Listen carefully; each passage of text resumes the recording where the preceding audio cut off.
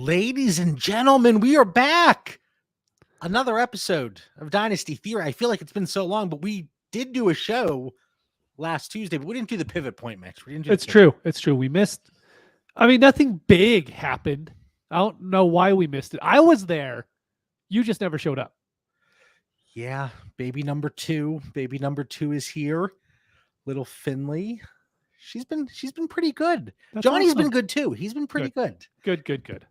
Yeah, but we do have some fantasy football we want to talk about. I said, honey, take the kids. I got to talk to Mitch. I'm busy. I got to talk to the folks that are tuning in every week. I see Jeff in there in the chat. Thanks for tuning in live. We always appreciate it. Again, this is kind of the slow time of the off season, right? Yep. One of the slow times. Some people have gone into hibernation. So last week we talked about and really focused on, after the 2022 season, players that we'd be looking at and their contracts were expiring, right? So kind of a 1 year look ahead. We're doing it again tonight, but now it's based on startups next offseason. Whoa, JB, what are you talking about? We're still doing startups this offseason, but the way that I'm going to look at this, and I don't know about you, Mitch, but in our show notes, I put it in there where they are in current ADP. And listen, I know every source for ADP is a little bit different. So if we cite so-and-so's running back 12, no, that's not right. He was running back 11. Everything's going to be off a little bit, I'm sure, here and there. But then I have captured in here what our 2022 projections are looking like, because that is going to directly impact, as much as we want to admit it or not, the dynasty value. It changes on a daily basis, right? Yeah, I mean, it's get it out of the way. There it is. I'm joking, but this really is what Dynasty is about, right? It's, can you use this veteran, let's say running back, will they provide you enough value for you to recoup whatever deficit you're going to have next year, because they're going to end up dropping an ADP, whether it's running back, quarterback, whatever, because an injury could completely ruin these guys to where you could go on Twitter and be like, hey, I have a 23 first, and that's not going to get injured. And so that's kind of how you're looking at this, is like, you really might like Saquon Barkley. Is he going to hold his value going into next year? Probably not. But will he give you enough production this year to justify it if you're not on a rebuilding team? That's that last sentence that you just mentioned. That is exactly it. It's going to come up. It's going to come into play for a few of these guys. Yeah, their value is not going to rise, especially some of these running backs that we're going to talk about. But do they give you the production? And I couldn't have said it any better. I'm so excited. I'm so excited to be back on the show. I couldn't have said it any better myself, than how Mitch just phrased it. But before we get into the actual players, I want to talk about the overall market. And we saw drastic changes in 2022 startups from, end of December all the way up until now, June 7th, compared to what we saw in previous years. Mm-hmm. Do you think it's going to continue? Do you think we're going to see any other trends buck? How do you think it plays out? We're putting our magic hats on here. We're looking a year out, startups in June next year.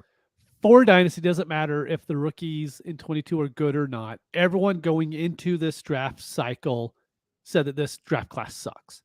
And so it didn't really matter how good the rookies were. They were going to be a lower value than what they have been in the past.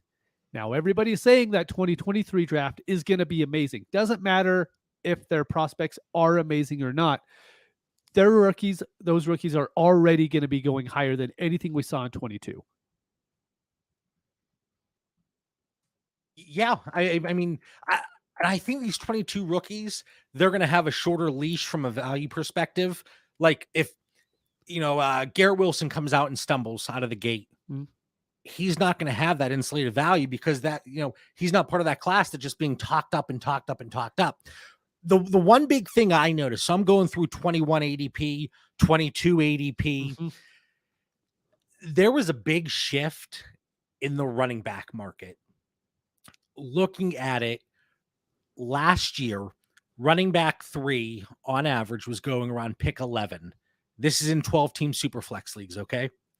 That dropped to pick 18 in 2022. Running back 10 was going pick 31. That slid back to pick 40.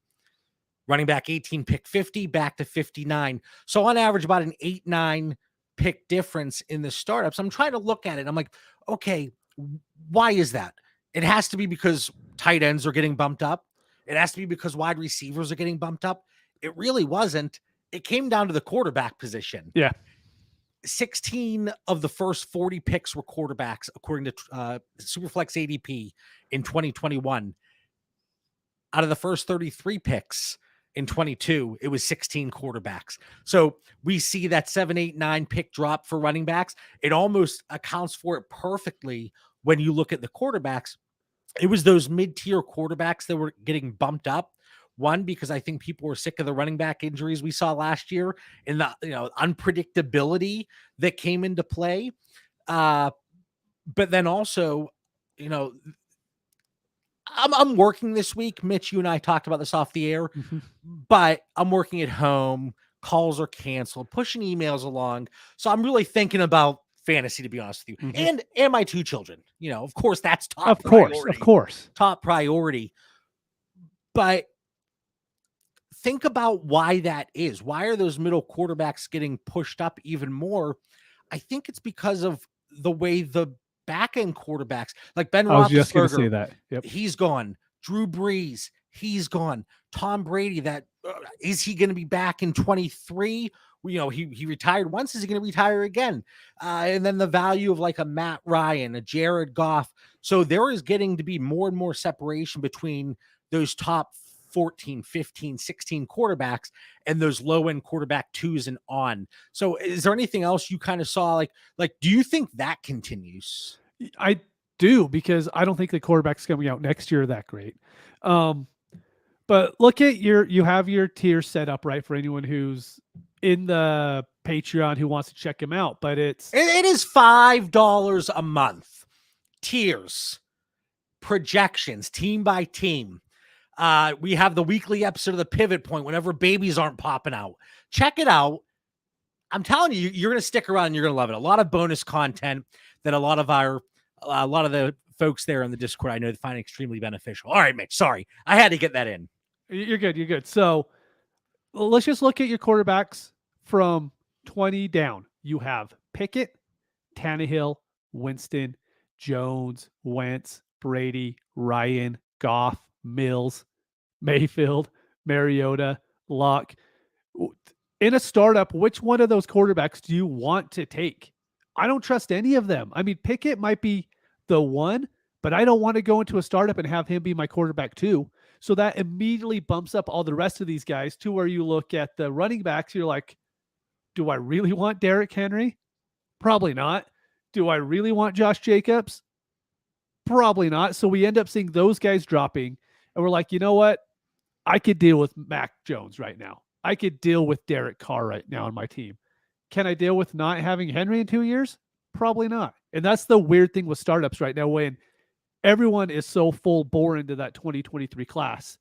There's so many people that are trying to buy into it that these vets end up becoming a little bit of more of a value than what they have previously, I think. And the one position that is a little bit more solidified with a little bit more stability, at least we hope, is those top 14, 15, 16 quarterbacks. We do have a question because we mentioned Tom Brady and kind of the end of the certainly top 24 quarterbacks with Tom Brady sitting there a little beyond that, I think. What are the chances Brady's back next year? Is it even 50-50? Mitch, you've talked about this several times. Yeah, I was like 80-20. I was like, he's for sure coming back. But after seeing that deal he has set up, I would put it at 10% maybe. And I mean, that's just going to be, he has such a good year. He has so much fun. He wants to come back and do it again. There's every chance in the world that the Buccaneers just aren't as good as they have been the previous 2 seasons. And he goes 9-8. I had to think about that 17-game schedule in my head again. I'm like, wait, how does this work out? He goes 9-8, gets to the playoffs, loses in the first round. I mean, I think the odds of that happening are just as good as him making another Super Bowl run, in my opinion. Right. Okay. Now we get into specific players. This is a list that was dropped in our Discord. Again, we pull a lot of the stuff we talk about from our Discord community. It truly is incredible. So on June 1st, 2023, Okay. where are, let's see, we have 1, 2, 3, 4, 5, 6, 7 guys and no quarterback. So it's kind of good that we start the show talking about them from the startup perspective. But 7 guys. I'm going to let you know where they are today, Mitch, where we have them in our current projections. Those are not finalized. I'm sure Mitch and I are going to be battling it out, talking about a few of those. I'm going to let you know their contract situation. And then I want you to let the listeners know, in me, it's not a secret. Okay, that's good. Where they're going to be going in startups this time next year. So not immediately after the season, but in June, 1 year outlook. And then obviously your rationale. So let's get some reasoning behind it. Okay. All right. First up, and a lot of these are guys that are kind of hot button topics. Saquon Barkley today, the ADP that I pulled, running back 12. We have him in our 22 projections, assuming a fairly healthy season, 15 games played. That's typically what we look at for the running back position across the board. That's what we assign most running backs. We have him at running back 7 in 2022. Okay. On a per game basis, mind you, per game. He's going to be 26 years old this time next year. Okay. His contract expires after the 22 season. All right. Where is he next year compared to running back 12? And let's see if we agree here. So I think he's immediately going to be below Bijan, Henderson, and Gibbs. And so then you have to look at who's going to drop down above him. And I don't know if there's anyone above him right now that I really see dropping. Maybe Eckler. So I will say he'll be running back 16 to 17 because he is going to get that free agency hype to where if he has a good season, then it's going to hold, right? And he'll end up maybe going back to the Giants, but he had a good season, so it makes it okay. Or he goes to a team in a different situation. Everyone's going to be like, oh, the Giants were just bad. He's going to still be okay. But there's going to be enough rookies coming into the draft that he is going to have to drop down to at least running back 16, I think. So again, this is all predicated on that projection being locked and loaded, 100% accuracy. Of course it is. We might dip to 99%, but that's on a bad day. Yeah, it's not really our fault though. So I'm like JT, Harris, Swift, McCaffrey ahead of Barkley. Yep. Most likely Javonte, most likely Breece Hall. Breece Hall would have to have a completely horrific first season to really fall. And then you mentioned 3 incoming rookies. I think that's where it gets dicey though. So that's 9 right there, right? Then you have Dalvin Cook, who turns 27 in August. So he'll be pushing 28 this time next year. That's going to be in the back of people's minds when they're looking, okay, I'm going to draft a running back here. Is it Dalvin Cook or Barkley? Joe Mixon. He had a fantastic 2022. I think he still stays ahead of Barkley because of that Bengals situation. But then you have Eckler, who, if our projections hold up, I think he'll be ahead of Barkley. Chubb, who knows how that Brown situation is going to look. And then you have Dobbins, who's coming off an injury. And then you have Gibson, who people hate. So I'm looking at like my tiers here. Derrick Henry, Montgomery, Jacobs, ETN. I think with the way that this is going to play out, I could see him actually moving up compared to running backs. So running back 10 is where I could see him. Wow. Okay. When I went through these players, I kind of went through a best case scenario, a worst case realistic scenario, and a middle ground prediction. Barkley was one of the few that I went more towards the best case scenario. So what are you willing to pay for him now then? Like because You're probably higher than the rest of the community then if you think he's going to at least hold that value going into 23. What's that price point? So I have him personally in that tier between 7 and 13, running back 7 and 13. I know when we do the pivot point, I've had him marked in green every single week because you look at different resources and they have him lower. So I've had him as a player I'm looking to buy. Now, if you want to look at it in terms of 23 picks, you rattled off 3 that without a doubt are probably going to be ahead of Barkley. All right. The hype alone probably might get 4 up there, maybe, possibly. You get the 2 quarterbacks. If it's 2 PPR, you get Mike Meyer. Like it would be difficult to move a 23 first, but again, that is kind of like the best case scenario. But what price are you paying? That's what I want to say. Can I just beat around the can I beat around the bush a little bit longer here? I would most likely be looking to move like a Joe Mixon for Barkley Plus. And based on current market conditions right now, I think you could.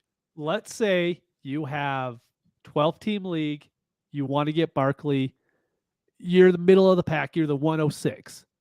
Would you do the 106 and the 206 for Barkley? Those picks being in 22, of course. In 23. No, 22 draft's already gone. You pick up right. like Man, Walker or something like that. I went back in the time machine. I'm back in 2022 now. 106 and 206 for Barkley.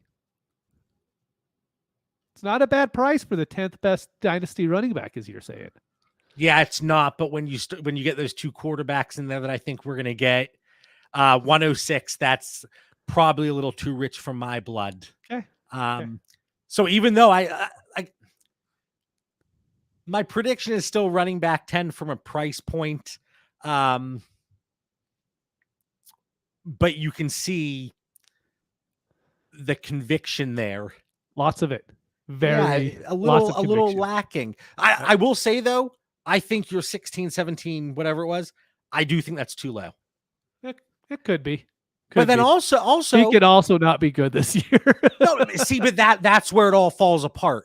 So let's say he goes out and worst case scenario, early season-ending injury. Yep. Now we don't know where he's going to play. We're looking at like running back 20 then. Yes. Maybe 23, 24, somewhere in there.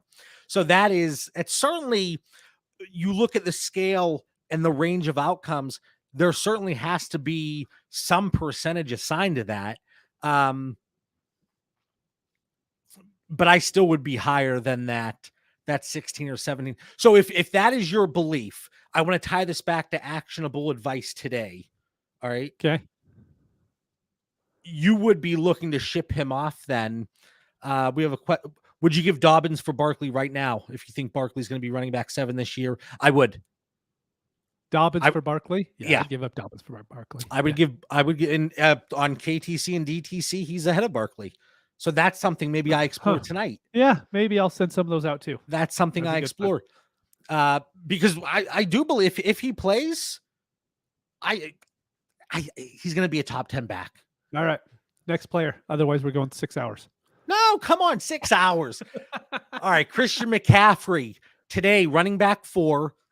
Projections, if he plays a full season, he's healthy. Running back 1.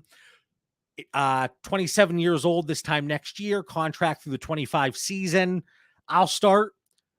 Okay. Barring a season-ending injury, he's still a top 8 dynasty back next year, even if he only has a mediocre season. So this is barring a season-ending injury. If it happens again, just like with Barkley, there is going to be people are going to be less forgiving, right? And that's going to directly tie into his startup ADP a year from now. So he's running back 4 today. Bijan, I think no matter what McCaffrey does, Bijan's going to come in ahead of him. Yeah, I think so too. And even as long as he has a decent landing spot, I think he'll honestly be top 4. JT, and then we could probably say Swift or Harris, one of them. And maybe someone else climbing. Yeah. So McCaffrey, I'm comfortable saying remaining at 4, possibly 5. So this is another guy that if you're a contender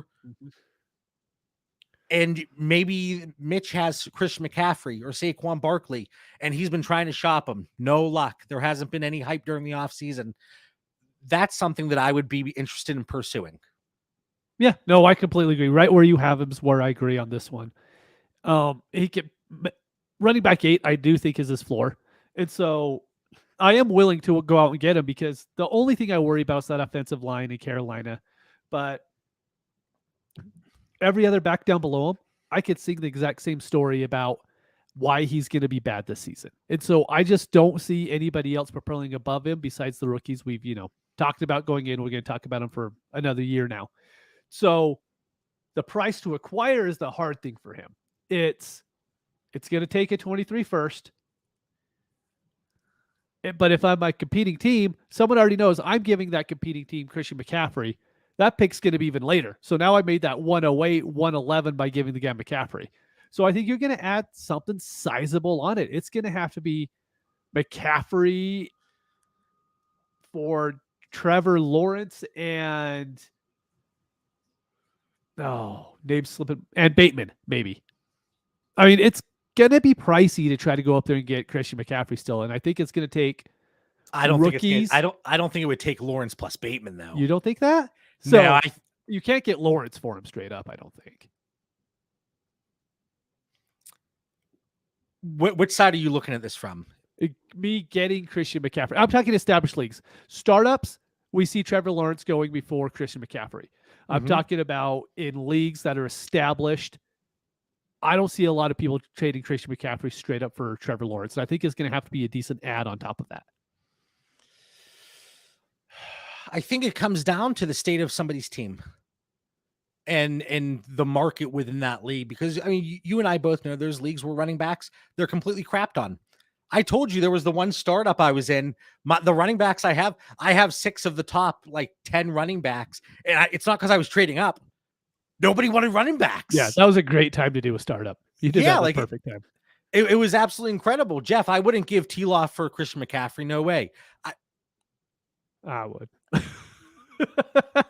I would move Trevor Lawrence for Christian McCaffrey if they're close enough that the league dynamic, you're talking about an established league. Yeah. We know at that point how the league typically values quarterbacks.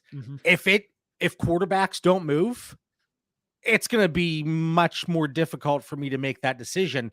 But if I'm sitting there and I have a Dak Prescott, a Jalen Hurts, a Trevor Lawrence, and Christian McCaffrey could very well solidify that backfield, I'll take that shot. I really will. Man, this chat's great tonight. Wes, exactly my thought. I'd have to have 2 better quarterbacks and be competing to take CMC for Trevor Lawrence. Jeff says, I think I need to drink more. So I was going to say, if we're competing, T-Law isn't great to have on a competing team. He's just not. I'm sad to say, but as of right now, I just don't. If he's my quarterback too, I'm a little worried. And so I'm okay moving him in a situation like that if I am actually competing. Okay. So I kind of want to tie this all together, and I want to do it with Saquon Barkley really quick. It'll be 2 seconds. But one, we did fail to mention, because of that contract, there could, let's say he has a decent season in New York, and then he goes like the Chiefs. Yeah. His value's not, I think running back 10 is very reasonable. And again, that's best case scenario. Running back 7 with the Giants, go to the Chiefs, be running back better than 1, running back 0.5. Anyway, so with Barkley, I am certainly, to put the actionable spin on it, I am not necessarily looking to unload him because I fear what's going to happen over the next year. Okay. Mitch, it sounds like you might be a little bit more willing to not necessarily sell it at a discount, but be more of a motivated seller in the right situation. Christian McCaffrey, same thing. I'm perfectly fine if I have Christian McCaffrey on my team, even if it's not necessarily a contender, because I believe Christian McCaffrey's value is going to be stable throughout the next year. Again, though, this analysis gets wiped out when both get injured week 1 and they're out for the season. Yeah. No, I agree. And you agree, I think, with Christian McCaffrey Mhm. that you're not going to be a motivated seller. Okay. And for the right price, looking to acquire McCaffrey at that if you're contending, like we just talked about. Next one, another running back, Ezekiel Elliott. All right. ADP, running back 3,719. No, running back 23. We have him on a per game basis, running back 15, according to our Patreon exclusive Dynasty Theory projections, $5 a month. He's going to be 28 years old in July 23. All right. Contract through 2026, but there's an asterisk there. Okay. I can extend him. Don't worry about it. Yeah. So Ezekiel Elliott, where is he going compared to running backs in startups June 23? Honestly, I think he's almost a value right now where he is. It's not because he's going to go up. It's just because he's not going to drop that far. He might, I think, at worst drop to running back 28. But as far as ADP goes, it's such a little difference. I don't even think I would worry about it. He's not someone I want to go get on any team. But also, if he is on my team, really, because I mean, if he's on my team right now, he's someone where I could plan like, okay, I probably have 2 years. I'm going to have to replace him. But I was going to go in with the assumption that not a lot of people would want to get him. Maybe you could talk the masses into going after Ezekiel Elliott. I actually did a trade. What was that, 2 weeks ago? And I see Jeff's in the chat, and he's going to give me that by God in that Irish accent, that thick Irish accent. But I moved Trevor Lawrence for Derek Carr and Ezekiel Elliott, and I slept like a baby that night. I felt great. I woke up the next morning. I jumped out of bed all giddy. My wife said, "Why are you so happy today?" I said, I acquired Derek Carr yesterday. The legend. The legend. But Ezekiel Elliott at cost, I think we still see a little bit more production than people are willing, by God, people are willing to give him credit for in 2023. With that said, because of his age, because of the hate, I do think, let's say he has that running back 15 season. So a really nice production standpoint there in 22. I think he drops to running back 30. I do. Not far off from what you said. Yeah. Like it wasn't to say, "Oh, Mitch, you were completely off." But here's my prediction. Based on our projections, AJ Dillon, I think he's already ahead of Ezekiel Elliott in a lot of spots. So I think that he just solidifies himself. CEH is a tricky one, and I'm going to get to him later. James Cook is a tricky one. I'm going to get to him later, not to spoil it. Miles Sanders, if he has a decent season and he goes elsewhere, kind of the Barkley dilemma, just compared to Ezekiel Elliott, I think he jumps him. All right. And then at least 4 rookie running backs coming in ahead of him.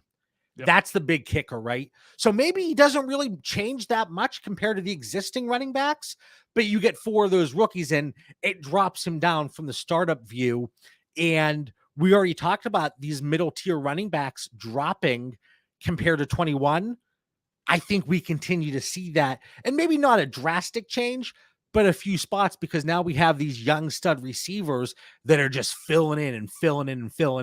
And then you don't like the quarterback class next year, but I think you have 2 good ones coming in.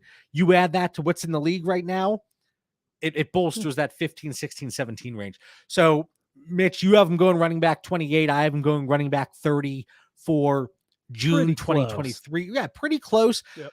But again, I'm still okay. His price is so deflated right now.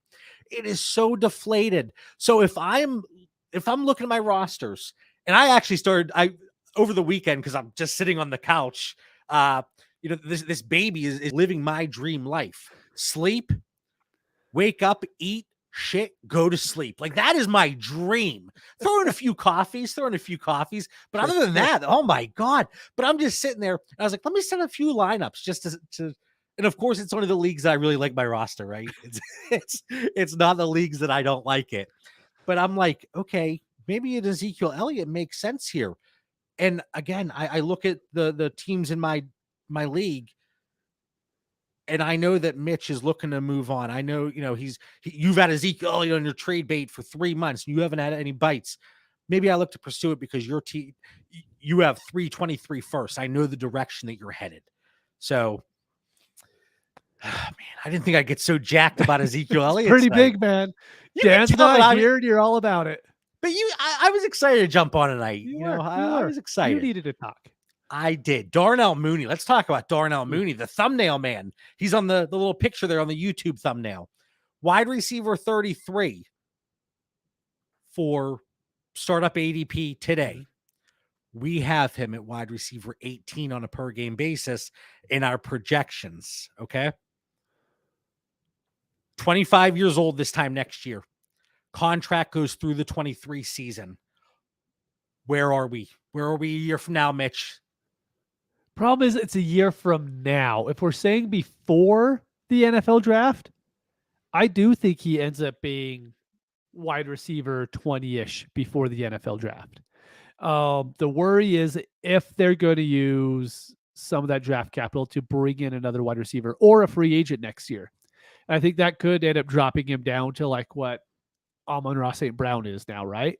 So I'm going to say top end running back, wide receiver 20, low end wide receiver 26, 27. Because I do think if he stays healthy, he's going to absolutely smash this year.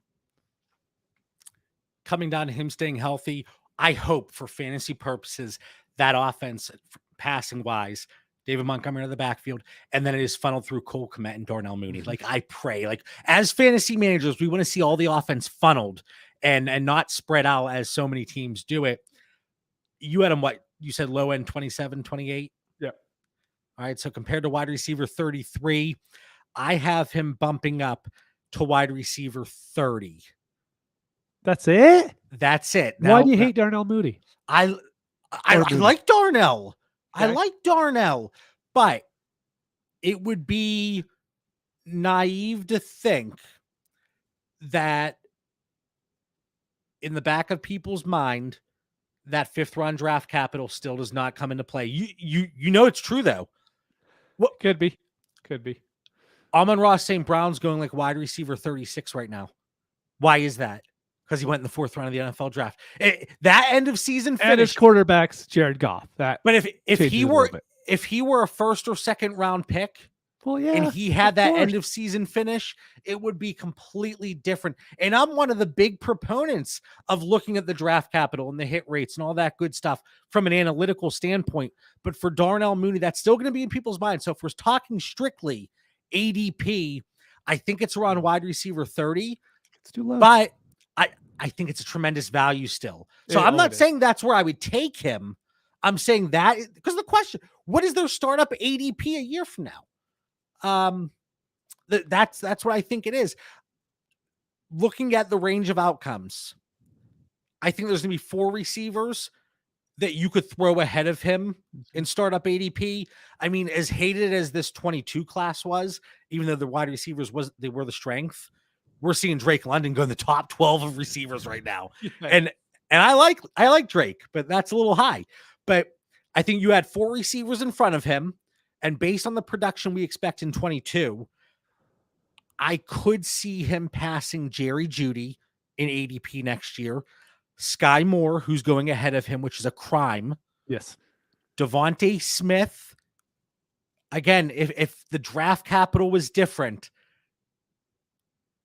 if Devontae Smith and Darnell Mooney switch draft capital, Darnell Mooney would be higher than Devontae Smith right now. Oh, yeah. Devontae Smith's current ADP, and Devontae Smith would be in the 40s, I bet. If you switch that, maybe even lower. It would be like a Gabriel Davis type situation. I think he could pass Mike Williams in ADP. Depending on what happens in Cleveland, Amari Cooper, that could get... Do you think there's a point to where he'll get as high as Amon-Ra did back in January, February, to where he was going for a late first? If you would compare it to the 22 first, yes. Yeah. Like it's hard because it's not exactly the same. Yeah. Like if you would take Darnell Mooney's value that I believe it to be June 1st, 23, and rewind a year and a half, I think it would be right around Amon-Ra St. Brown's value, even though Mooney now is going ahead of Amon-Ra St. Brown. Like, it's just crazy, the fluctuation in value. I could see him passing Chris Olave and Elijah Moore, to be honest with you. So those are 7 guys I could see him passing. 1, 2, 3, 4, 5, 6, 7. And then you add the 4 rookies that bump them back down a little bit. So going from 33 to 30. Again, this is based on our projections. It's based on the realistic range of outcomes. I said in the chat today, probable isn't possible. I saw that. Anything's possible. Anything. But I want to look at it from a probability standpoint. So that's what I'm saying. Anything else with Darnell? No, this next guy's tough, though. Like, had a really hard time with this guy. The only man, like, that such a difference in Dynasty ADP and redraft ADP that is young, and his redraft ADP outperforms his Dynasty ADP. That blows my mind. So one way or another, somebody's wrong. The redraft community, the Dynasty community, there is a market inefficiency somewhere, and I know where I stand on the matter. He's going wide receiver 39. Gabriel Davis, truthers, cover your ears because we have him at wide receiver 50. And Mitch he's falling asleep over there. We mentioned Gabriel Davis. He's falling asleep. I wake up really early in the mornings. Hey, I woke up like I'm the only person that has a newborn baby and a almost 3-year-old, and I still like wake up at like 8 o'clock. I don't see that would be nice. I can't even complain. I can't even complain. And then I was up a little earlier today, but 24 years old this time next year. Contract through the end of the 23 season. Let's hear it, Mitch. What's your prediction? Where is he a year from now? I'll be shocked if he's wide receiver 50, to be honest with you. I had him I had him 45. I know the hype's there, but I put a little bit of faith in our projections. And then just a little bit. There is so many wide receivers clustered in that range. I mean, everyone's like, whoa, that's way too low. But you have to look right above them. There's Brandon Cooks, Michael Gallup, Allen Robinson, DeAndre Hopkins, Christian Watson. Well, let's again, this is points per game because I know somebody's going to jump in and say Hopkins is suspended. How's he going to finish below? No, I'm just saying, like, value-wise, those guys are right there. So for him to make a drastic jump, I mean, you're looking at for him to turn into Darnell Mooney. I don't think that's really in the range of outcomes. And so if you're looking for him to all of a sudden turn to wide receiver 30, you're like, okay, he's Amon-Ra St. Brown this upcoming season. That's pretty low, especially for the price that people are asking, because people want an early second now. I'm like, there's 20 other wide receivers I'd rather pay an early second for. I had to call the police on one person in our Patreon. And this gentleman knows who it is that I'm talking about. If he's listening, I had to call the police because he got what very well should be the 23-101 for Gabriel Davis. Oh. And I had some choice words that I said. I was dumbfounded. But wide receiver 50, I know that sounds bad from a projection standpoint. Yeah. But it's still 10.8 points per game. It's not like we're saying he's garbage. Right. It's still fine. Just not what people would hope. So I have him going from wide receiver 39 to wide receiver 45-ish. I actually think, even despite the age, I think Allen Robinson passes him in ADP. Hunter Renfrow bounces back in ADP and he passes him. Jahan Dotson. Maybe I'm just buying into that camp hype a little bit, the OTA hype. A little bit. But let's say Dotson and Gabriel Davis have the same points per game in 22. Whose ADP is higher? Yeah, it's Dotson. Yeah. I think Gallup passes him. And then several rookies. So wide receiver, it could be as low as wide receiver 50, like you said, depending on how many rookies sneak in. We'll probably get 6, 7, 8 that go in the top 50 wide receivers, right? So that 50-ish mark probably makes sense, especially if he's passed by those other wide receivers. So I have a few shares of Gabriel Davis. Mm-hmm. This is the one up to this point, because the other guys like Darnell Mooney, I think he rises. So I'm okay acquiring at cost today. Ezekiel Elliott, give me him on a contender. McCaffrey, Barkley, Gabriel Davis. I want him the heck off my roster. And I know I'm going to get crummy trade offers Yep. from some folks that just heard that. But if I have Gabriel Davis, send over something that's face value and he's off my roster. Would you take a 23-second? No, I want a little bit more. I'm going to. But only because I've seen what people. You could get the 23-101 for it. Right. If you're not getting Bijan Robinson for Gabe Davis, what are you doing with your life? No. Now we get into some tight ends.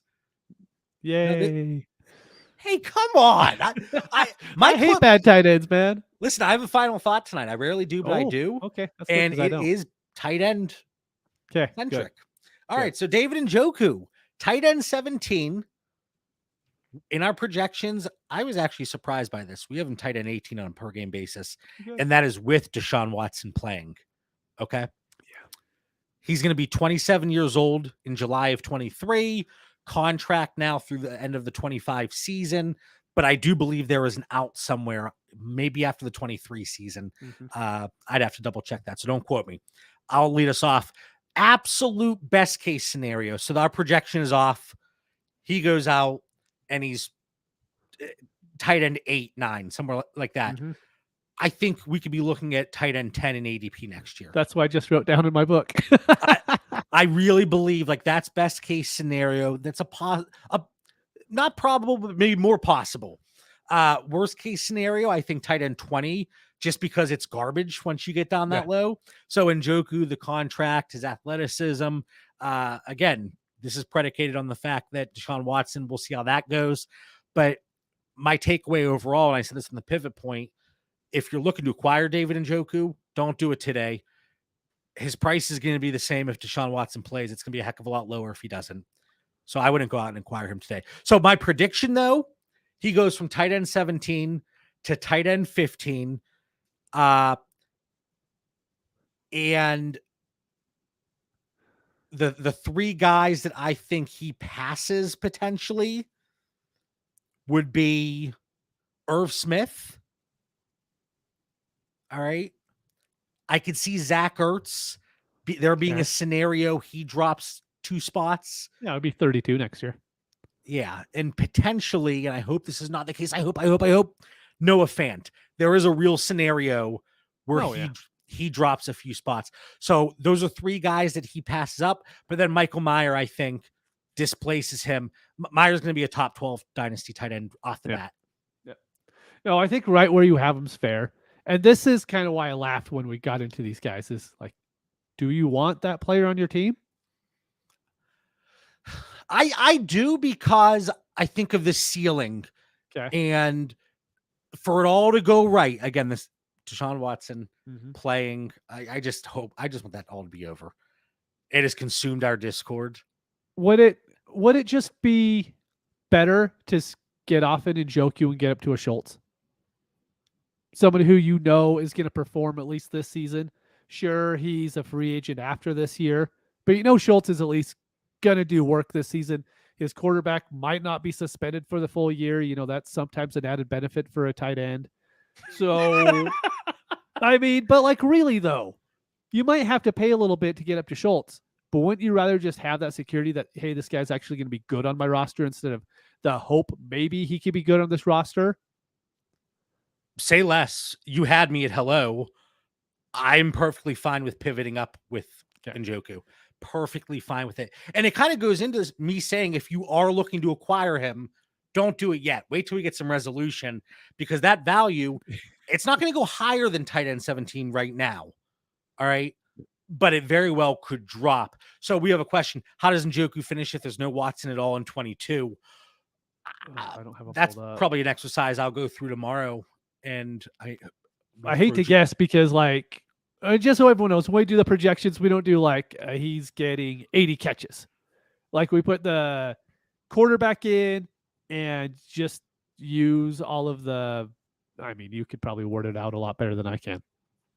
Yeah, we go from the team level down to the positional level. We have our inputs. So, like for David Njoku right now, like Mitch said, it's not like we go in and say, okay, we want him to get 60 receptions, 800 yards. We go in based on the total team plays and the pass to run ratio. We then go in games played, target share, catch rate, yards per reception, receiving touchdown rate. That's all we touch. And then it spits out the outputs. Yep. So right now we have him at 52 receptions, 622 yards, 4 touchdowns in tight end premium, 2 PPR, which a lot of us take part in, 191 total points. Again, that's in 16 games. So we're just docking 1 game off of all these guys. And I could see it being closer. I'll play with it right now. Target share, let's say that stays the same. Okay. But that pass percentage most likely dips. Let's say it goes down to 51%. We had it at 54. Okay. If it drops to 51%, catch rate from 70 to 65. Yeah. We'll leave everything else as is. So we won't ding him too much. That takes him from tight end. He was 18. Tight end 18 on a per game basis, 19, 20, 21, 22, 23, 24, 25, 26. Yep. Tight end 26. Not startable in your fantasy leagues at all. That again, if you're in a 2 PPR league, 5 weeks, flex. Yeah, he could be your Jack Doyle. Yeah, so there's going to be an impact. I mean, whether or not you like the guy, Deshaun Watson is a heck of a talent. At least the Deshaun Watson we know from 2020. And you made a really good point. I don't want to get sidetracked here. Yeah. But you said in the chat, I'm going to paraphrase, but folks are valuing him in their dynasty rankings and tiers and ADP as if he's going to be unfazed from taking all that time off. And let's say he does play in 22. You got to think this is messing with his mentals too. All of this going on. Like, you don't think I'd probably be thinking about all that. I mean, like the truth is he's playing outdoors in Cleveland. Let's say he doesn't get suspended. That's a great point too. He has outdoors in Cleveland in a harder division. His stats probably aren't going to be as good as they were in Houston, but everyone's just assuming that he's going to be the same quarterback. He hasn't played for a year. Maybe he just isn't as good, and he very well could be. But there's the opposite side of it to where maybe he's not, and that's really why I'm out on it, besides like the whole personal aspect of it. He's out for a year. I don't really want my franchise quarterback to be just out for a year for off-the-field circumstances. Right. But yeah, there are there's other factors that come into play, but I think that's a good breakdown, David Njoku. And again, looking at where he very well could be, I say tight end 15 if Watson plays. If Watson doesn't play this year, we see that drop and then probably a little bit of a spike next year. And then Mitch, we said best case scenario, ideal circumstances, if a few people drop below him or that are currently above him, tight end 10, 11. Somewhere in there. Last guy before we get to the final topic that will be fairly quick. Trey McBride. I love Trey McBride. Yep. Tight end 15 in ADP. Oh, barring a Zach Ertz injury, tight end 45 in 2022. I mean, I'll be shocked. I mean, seriously, like if he is above 30, then Zach Ertz was probably out for the year and he actually did something. But more than likely, the odds are he'll be cut in a few weeks. I don't know if he'd be cut, but you could get those impatient managers. He's not going to be cut in tight end premium, but you could get those impatient managers. You get a really reasonable price. Well, I'm talking about next year at this time. After the 23 rookie draft, I could see him cut in a few places.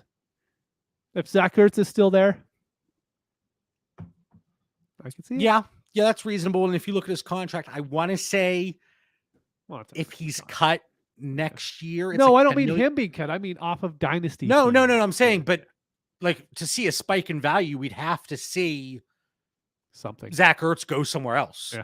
And I don't know if that's going to happen. So 23 years old this time next year, contract through 2025, the 4-year rookie deal. Tight end 15. I think he drops 2 spots. I think he drops 2 spots. Wes hit the nail on the head, and I've said this so many times. If you take Trey McBride, great profile, but you got to be patient with them. If you took a tight end in your rookie draft expecting year 1 production, you're doing I'll it make wrong. it any bet that you want that he will not be a top 20 dynasty tight end next year. But who's going to pass him up? See, Anybody.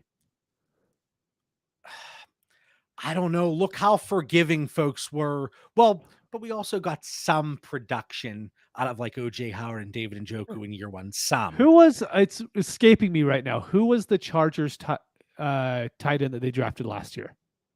Trey McKitty. Yeah. To me, he's Trey McKitty. He is not Trey McKitty. All right. Just saying. He's going to drop. He is not. But who's going to go above him though? Like, I don't know. We didn't see a Joker going above him, and all of a sudden that happens. so right Brevin now, Jordan. so See Austin Hooper having a little bit of a resurgence. Jelani Woods. then it's going to be a buying season for me. Irv Smith could. I will say tight end 20 is the worst case. Now, you know what? Because I did this with the other players, and I kind of yelled at you, and I said, no, that's not where I would take them. That's where they will be going. Mm-hmm. I could see him going a little bit lower, honestly. You're talking some sense here. You're talking a little bit, some not sense. a lot, just a little bit tonight. But yeah, but again, I think the profile is tremendous. But year 1 production, I might be at 50% rostership by mid-season of Trey McBride because that price is going to be so reasonable. So that's one that we think drops. I don't think there's any reason to go out and acquire him today. Nope. 0. Now you know what's going to happen. Zach Ertz is going to like get the worst paper cut ever, and he's out for the season because of it. Something crazy.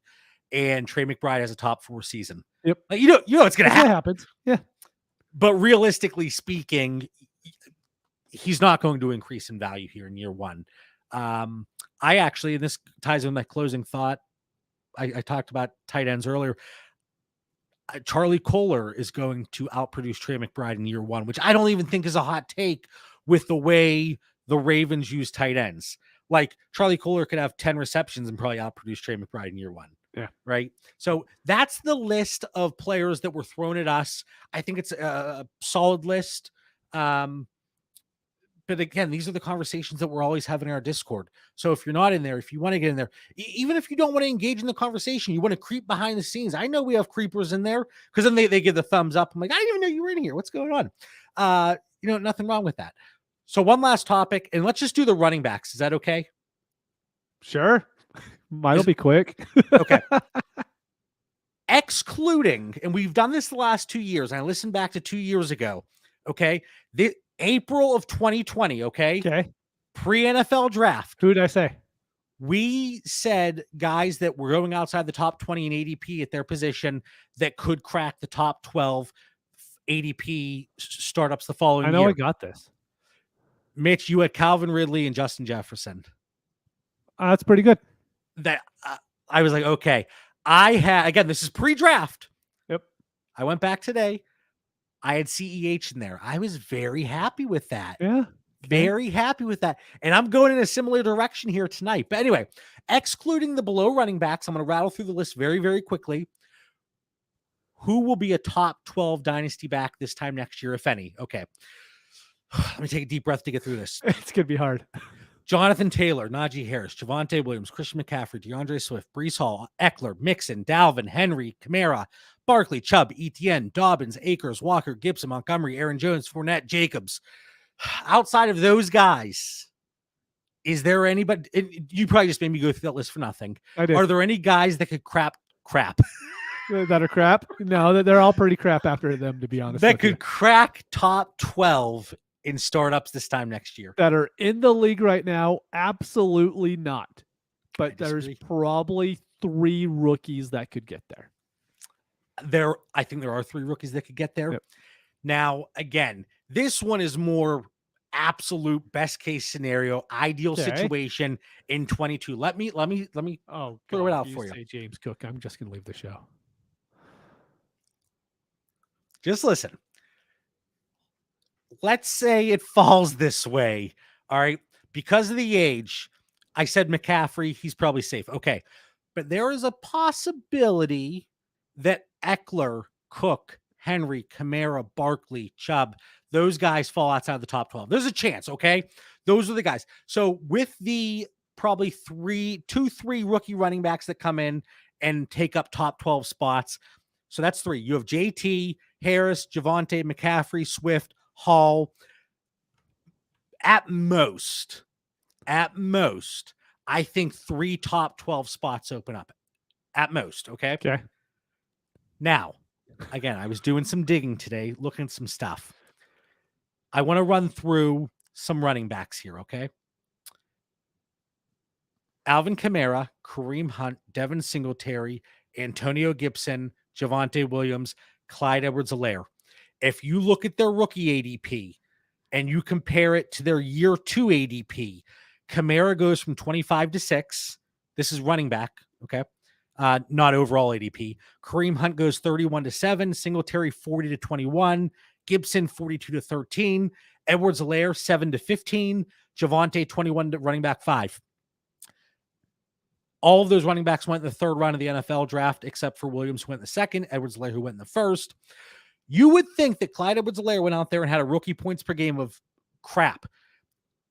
He outproduced Javonte Williams when you compare their rookie seasons. Well, he yeah. outproduced, but he, on a per game basis, he was 0.9 points per game lower than Antonio Gibson. His rookie rushing market share was only one of 2 of that list, eclipsed 50%. All had at least a 9% rookie target share. So I say this because, one, best case scenario for this man, because he's done it before, and that's my thing. I talked about it with Juju Smith-Schuster. I've talked about it. There was somebody else. They did it before. They could return. There was an outside shot that I think Clyde Edwards-Helaire could return to running back 12. An outside shot. Like, not even just outside the house, but far outside, okay? I didn't want to come in and say no running back was going to do it. But who has a better shot? James Cook. And I'm going to tell you why. Listen, James Cook steps in. He gets the draft capital. We all know that, okay?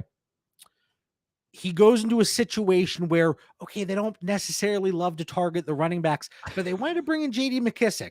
They gave Devin Singletary targets last year. He had a 9% target share, I believe. James Cook has a better profile than Devin Singletary, even though I like Devin Singletary. I'm not saying that James Cook, probable versus possible. I mentioned it before. It's possible that he goes out there and he has a top 24 season. I don't think that happens, though. But if he goes out there, he is running back 26 on a per game basis. They don't re-sign Devin Singletary. You don't think there's a possibility in a high-powered Bills offense with 3 years left on his rookie deal, he could be top 12? And I say running back 26 because that's where Javonte Williams ended last year on a per game basis. He's now running back 5, for Christ's sake. I mean, could he? Yes. I mean, I could say Singletary gets hurt, James Cook gets all the work, and he turns into Antonio Gibson. Okay. Yes, that, as I would say, that is in the realm of possibilities. I could also make the case for Ronald Jones in Kansas City. CH gets hurt. Ronald Jones goes crazy. You made the case for Ronald Jones last year. Do you remember that? Yeah, I do. That was horrible. But there's a certain profile. So again, Kamara jumped up. Hunt, Singletary was low to start, though. He was running back 40, but still went up to running back 21, so respectable. Gibson, Javonte, the profile, they don't necessarily need workhorse responsibility there from a rushing market share. Gibson was 38%, Singletary only 41%, Javonte 44%, Kamara 27%, but they all had that 19%, 12%, 11%, 9%, 11%, 11% rookie target share. It's going to take about a 10% target share. If James Cook gets there, I do think there's a possibility if all things line up. Now, again, Singletary comes in hot. They re-sign him. They extend him. Singletary, top 12 running back. I like it, John. We're on the same wavelength here. That's good. I don't mind going out and acquiring Singletary at cost right now. If there's anybody that's like, oh, Cook is going to take the work. We have Devin Singletary taking Dan says no cussing, John, family show. Hey, when Dan's away, yep, John will play. Who is Dan anyways? I've never heard of this person before. I don't know. But we have Devin Singletary getting like 40%, 45% of the rushing market share. And James Cook, I think, was at 25%. Josh Allen right around 20%. Then some other randos sprinkled in. Those randos being Zach Moss and Duke Johnson. I like saying randos. Remember everyone liked Zach Moss? That was great. That was fun time on Twitter, man. Yeah, only idiots would like Zach Moss, and only other idiots would like Keyshawn Vaughn. I don't know who liked Keyshawn Vaughn. Well, you don't have to bring him up at every show. Listen, you know this, right? Listen, I tell you, I hide in plain sight. I tell my wife this all the time. Like, not to get too sidetracked, but this is really sidetracked. Like on vacation, the first time I ever went away with her family, got absolutely the first day, jumped in the pool in front of her whole family with my clothes on at night. Next day, it was a rough one. But you talk about it, you joke about it, you hide in plain sight. And now here we are, 7 years later, I'm still around. But yeah, those are the two guys I think have an outside shot. Probably, most likely, you have a rookie or two step in startup ADP next year, and then it holds form for the most part. Like we were going outside the top 24 here. Yeah. So we were digging deep, and most of the time, guys don't rise to that level. But I threw a few names out at you that do. Mitch, you're like, can we please wrap this show up? You're good. You're good. Final thoughts. I was going to say, I like fixing the notes. I get confused, so I had to close out the notes. Otherwise, they confuse me. Oh, okay. Yeah. Okay. Yeah. All right. Do you have a final thought for our listeners? 161 episodes in, sitting here June 7th. I do, but it has nothing to do with fantasy football. That's okay. So, went camping this last weekend. Haven't been out for 8 months. And I know a lot of people live in bigger cities, so they can't do this. But the outdoors, it just refreshes you. Like you go out there for a day, even if you went through like a walk in a nice park or something. Like I came back today and I'm like, all right, I could actually do my job again. This isn't so horrible. The end of the day was a completely different story. But wait, at the end of the day, like the part of the day right now where you're talking to me? Yeah, about 5 minutes before I got on the show, pretty much. I think it's good to recharge every once in a while. I feel guilty if I put my phone down for like 10 minutes. I'm like, they need me in the Discord. They need me. They would be lost without me. There's a John Beacon going on. Bing, bing. I have a final thought, and it is related to football. It is related to fantasy football. Those that participate in any safe leagues, the DLF Champ Series, first waiver run is tomorrow, right? Oh, that's good to know. Make sure you get under the roster requirements because they were lowered then, I think, to 28 for safe leagues, 30 for the DLF Champ Series. Yep. I had some rosters, I had like 35 guys still. So if you try to put a waiver request in, you got to pay attention to how many roster spots. So if you're over the limit, well, so I went through, cleaned up a lot of my rosters. If you're in the 2 PPR leagues and you have the roster spots, there, Charlie Kohler, I mentioned him.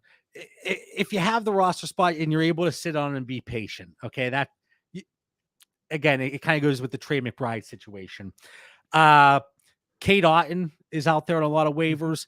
If you pick him up and Gronk comes back, you can move on. You can move on. Cole Turner out there in Washington, glowing reports so far. That Logan Thomas timeline is intriguing. John Bates, we talked about him last year at tight end. He's not necessarily athletic. Cole Turner, not blazing speed. I think it was like a 4.7, 6.40, but much more athletic than John Bates. So Turner, Kohler, Otten, Bellinger for the Giants, it sounds like he's getting first team reps. Ricky Seals-Jones is there also, but can he stay healthy? So that's another interesting name. And then Calcaterra in Philadelphia. We know they like to operate with a lot of 2 tight end sets. I'm just saying, Grant this is Calcaterra, a final thought, not a final book, right? I wanted to throw those tight end names out there because they are available in a majority of those leagues, and in about 10% of the leagues, at least that I'm in a good amount of them. 10% of the leagues, Jerome Ford is still available. I know we talk about Cleveland, the mess that it could be. Dearness Johnson signed his tender. Do they move on from Kareem Hunt? There's a very good chance that Jerome Ford could be the 3 here in a couple weeks. I know that's not sexy, but then you sit and you wait for next year. So Jerome Ford, if you have the roster spot available, those are names that I'm far more interested in than keeping a David Johnson on my roster, who we talked about in the Discord. We did talk about him. Yeah. Man, this was a fun show. I don't know why I ever think it's going to be short, but we want to thank everybody for tuning in. Make sure you follow the show on Twitter and Instagram at Dynasty Theory FF. Remember the Patreon, $5 a month. Come check it out. If you don't like it, bounce. But I'm telling you, you're going to love it. And there was a ton of great, valuable content. I just ask that you check it out. For Mitch Sorensen, Dan Lamagna, watching the New York Rangers, I'm John Bauer. Have a great night, everyone.